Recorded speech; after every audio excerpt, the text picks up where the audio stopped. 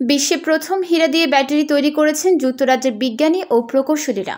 নিরাপদ ও দীর্ঘস্থায়ী শক্তির উৎস হিসেবে বিবেচিত নতুন এই প্রযুক্তির ব্যাটারি হাজার হাজার বছর ধরে ডিভাইসকে শক্তি সরবরাহ করতে সক্ষম বলে দাবি তাদের।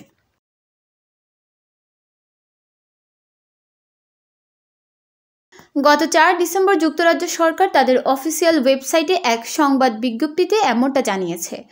যুক্তরাজ্যের অ্যাটমিক এনার্জি অথরিটি এবং ইউনিভার্সিটি অফ ব্রিস্টলের বিজ্ঞানী ও প্রকৌশলীরা মিলে বিশ্বের প্রথম এই কার্বন 14 ডায়মন্ড ব্যাটারি উদ্ভাবন করেছেন।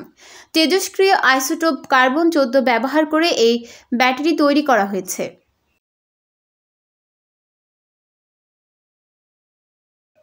সৌর বিদ্যুতের ক্ষেত্রে যেভাবে সূর্যের আলোকে বিদ্যুতে রূপান্তর করা হয়, ঠিক একইভাবে কার্বন 14 আইসোটোপ ক্ষয় থেকে পাওয়া ইলেকট্রন এখানে বিদ্যুতে রূপান্তরিত হয়। চিকিৎসা সরঞ্জাম যেমন পেসমেকার, হিয়ারিং এইড ও চোখের ইমপ্ল্যান্টে এই ব্যাটারি ব্যবহার করা যাবে। দীর্ঘস্থায়ী শক্তি সরবরাহের কারণে এটি রোগীদের জন্য বেশ সুবিধাজনক হবে।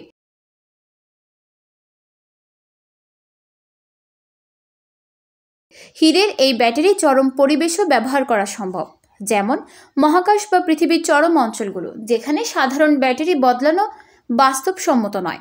এই ব্যাটারি সক্রিয় রেডিও ফ্রিকোয়েন্সি ট্যাগ চালাতে সক্ষম, যা পৃথিবী বা মহাকাশের যন্ত্রাংশ শনাক্ত বা পর্যবেক্ষণ করার কাজে ব্যবহৃত হতে পারে। ইউনিভার্সিটি অফ ব্রিস্টলের ম্যাটেরিয়ালস বিভাগের অধ্যাপক টম স্কট বলেন, আমাদের মাইক্রো পাওয়ার প্রযুক্তি, মহাকাশ প্রযুক্তি, নিরাপত্তা ডিভাইস থেকে শুরু করে মেডিকেল ইমপ্ল্যান্টের মতো গুরুত্বপূর্ণ কাজে ব্যবহার করা যাবে। শিল্প ও গবেষণার খাতের অংশীদারদের সঙ্গে কাজ করে আমরা এই সম্ভাবনাগুলো আগামী কয়েক বছরে অন্বেষণ করতে উদগ্রীব।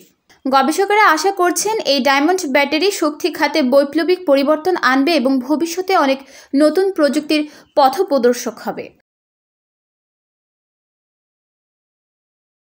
নিউজ ডেস্ক, চট্টগ্রাম সময়।